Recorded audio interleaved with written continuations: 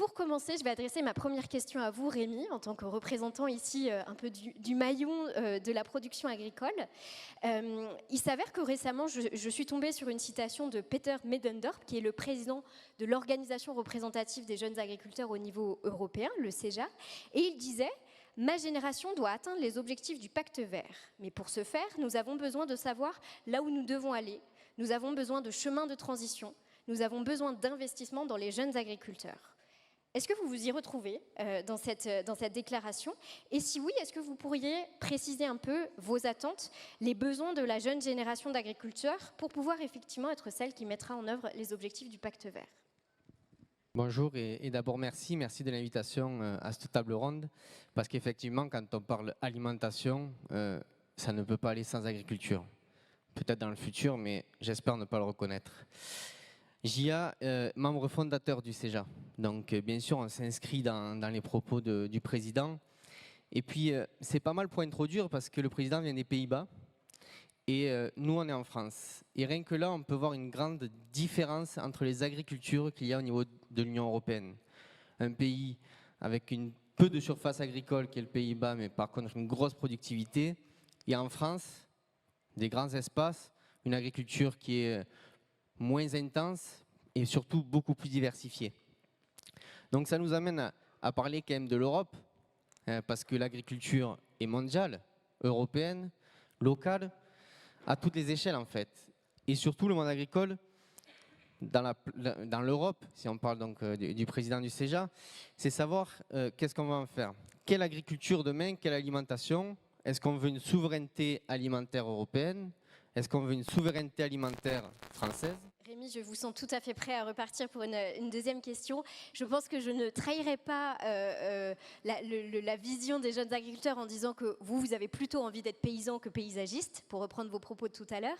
Est-ce que j'ai bien compris ce que vous disiez quand vous évoquiez le fait que en France, on a une production de fruits et légumes qui est insuffisante pour couvrir l'alimentation des Français, mais on a aussi des injonctions qui nous viennent du politique à réduire les filières d'élevage, etc. Donc, est-ce que vous, ce que vous dites, c'est le message du paysan pour le projet de société de demain, c'est il faut produire plus en France pour concourir à la souveraineté alimentaire française?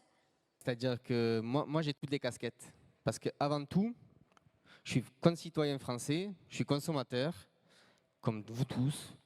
Je suis bientôt père de famille dans un mois. Je suis agriculteur.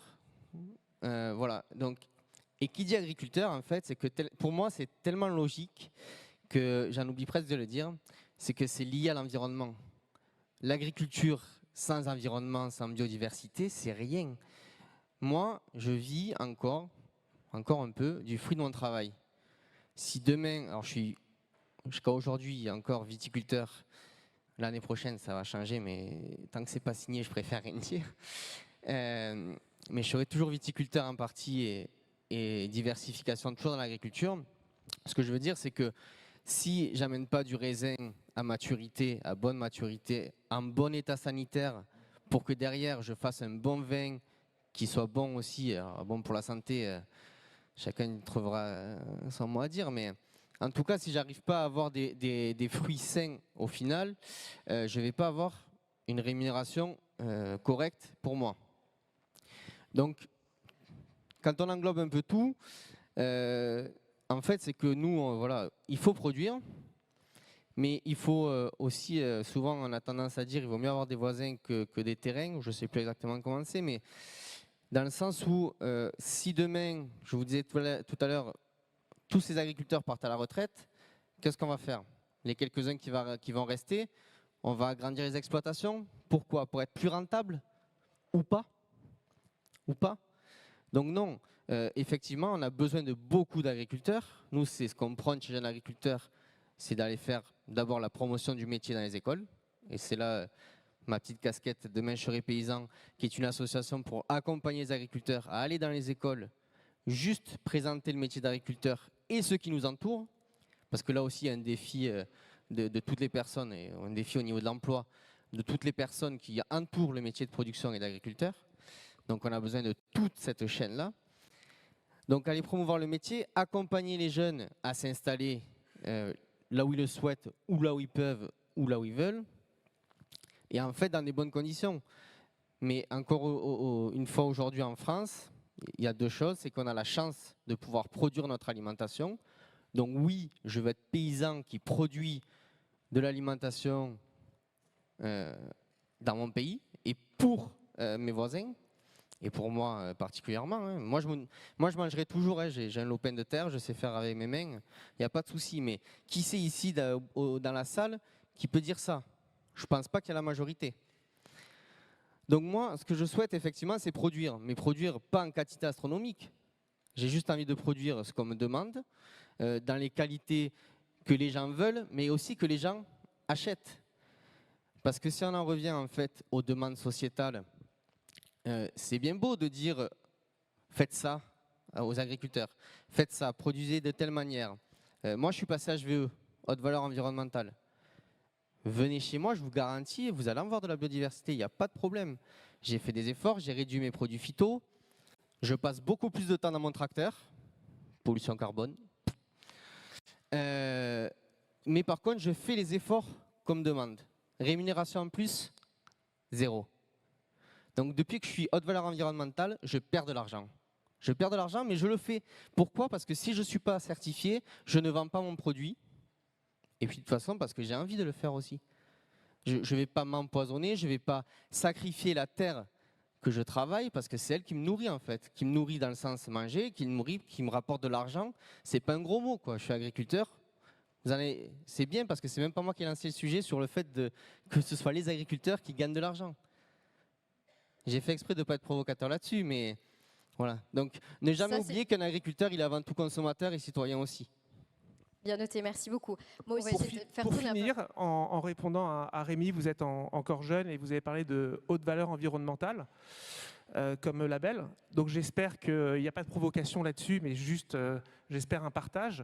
Peut-être que le HVE, ça va être l'adolescence de votre parcours agricole. Et quand vous continuerez, j'espère que vous deviendrez peut-être en agroécologie. Et quand vous aurez des petits-enfants qui seront au milieu de vos terres, peut-être que là, on passera à la biodynamie. Je ne vais pas donner tout de suite. Alors, je veux bien un droit de réponse parce qu'il y avait une interpellation personnelle, mais vraiment 30 secondes masque parce que j'aimerais beaucoup que Julie et Antoine puissent reprendre la parole aussi. Ah non, moi, j'ai rien à dire. Moi, en fait, j'ai un label parce qu'on me le demande. Mais j'ai pas besoin de payer une certification. Moi, j'invite juste en fait tout le monde à venir voir la réalité du terrain. Parce que des fois, on a beau avoir un label, voilà. Donc, moi, aujourd'hui, j'ai pas de souci. L'agroécologie, il n'y a pas de problème. Vous viendrez voir la... Pardon? Merci, monsieur, de nous dire qu'il faut vous contraindre pour protéger la biodiversité. Non. S'il vous plaît, un peu de respect pour le format de la table ronde. Oui, non, mais... Il n'y a pas de souci. Moi, vous savez, j'adore les chevaux, j'en ai. Hein. Vous me payez, vous me trouvez beaucoup de personnes pour travailler la terre manuellement et je vous fais ce que vous voulez. Il n'y a aucun problème, monsieur. Mais aujourd'hui, cette année, j'ai un voisin, il a dû broyer 8 hectares de courgettes qui n'étaient pas en conventionnel, qui n'étaient pas en bio, qui étaient juste bonnes comme on peut les produire en France, qui auraient pu servir à l'alimentation, il a dû les broyer parce qu'il n'y avait personne pour les ramasser. Donc non, on ne nous contraint pas en fait. On ne nous contraint pas. Hein. J'aimerais que vous veniez un jour et qu'on vous explique ce que c'est l'agriculture et la réalité du terrain. Voilà. Et la biodynamie, il n'y a pas de problème aussi. Hein. Si on me paye encore le prix de mon produit, je fais ce que vous voulez. L'agroécologie, on fait ce que vous voulez. Maintenant, vous viendrez voir les rangées de vignes qu'il y a en lisière des bois et vous me direz ce que je récolte dessus. Pas grand-chose. Donc, il ne faut pas mettre tout le monde dans le même panier. En France, on a la chance de produire et on a la chance d'avoir une diversité de modèles agricoles. Sauf qu'en fait, on est déjà plus vertueux que tout le reste du monde en France. Tout le reste du monde. Et qu'on le veuille ou non. Donc moi, je veux bien qu'on fasse de l'écologie, mais qu'on arrête de faire de l'écologie franco-française. Déjà qu'on se mette au niveau de l'Union européenne tous raccords et que tous les pays viennent avoir les mêmes contraintes que nous. Et après, on fera encore plus. Le problème, il est là. Donc moi, je veux bien entendre ce que vous dites. Hein. On ne nous contraint pas. Hein. Si, on nous contraint que dans 4 matins, j'aimerais bien voir votre frigo, en fait. Et dès aujourd'hui, j'aimerais le voir, votre frigo, parce que j'aimerais bien savoir ce que vous mangez tous les jours.